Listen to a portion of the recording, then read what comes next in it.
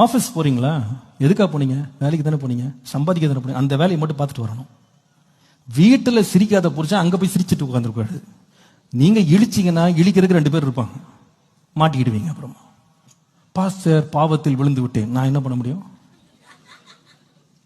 எதுக்கு அந்த சிரிப்பு? உனக்கு தேவையில்லைல்ல. எதுக்கு போன? வேலையை மட்டும் பார்த்துட்டு வந்துட்டே இருக்கும். அங்கே ஆண்கள் இருப்பாங்க, பெண்கள் இருப்பாங்க, கண்ட கதையை பேசுவாங்க, தேவையில்லாத காரியங்கள். உனக்கு எதுக்கப்பா அந்த இடம்? துன்மார்க்குட ஆலோசனை நிக்காத, பாவியின் வழியில உட்காராத, பரியாசங்கார உட்கார இடத்துல உட்காரதான் போட்டிருக்கல. எதுக்கு நீ அங்க உட்காந்துட்டு கரைப்பட்டேன்னா நான் என்ன பண்ண முடியும்? குடும்பத்தை நடத்துறவங்களுக்கு ஒரு கட்டுக்கோப்பு ஒன்று இருக்கணும். ஃபேமிலியில சில பேர் இன்னைக்கு எங்க ஒய்ஃப் ரொம்ப ட்ரெடிஷ்னல், நாங்கெல்லாம் ரொம்ப சோசியல். ஜாகிரதப்பா, ஜாகிரதை. ட்ரெடிஷ்னலா இருந்து பாதுகாப்பா இருக்கிறது நல்லது.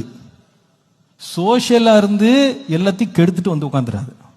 இன்னைக்கு சோசியல் சோசியல் சோசியல் எல்லாம் சோசியல். இப்போ கம்பெனியில ட்ரிங்கிங் பார்ட்டி, என்னென்ன பார்ட்டி எல்லாம் வச்சுக்கிட்டு அங்க போய் சுத்திட்டு வந்துட்டு இங்கேயும் திருவிருந்தில் உட்காராத. குடும்பத்தை நாசமாக்கிடுவீங்க. கேர்ஃபுல்லா இருக்கணும். மாடர்ன் சொசைட்டி, கான்டெம்பரரி வேர்ல்ட்ல நாங்க இருக்கோம். நாங்கெல்லாம் புதுசா ட்ரெண்டியா இருக்கோம். மூடத்தனம் இது.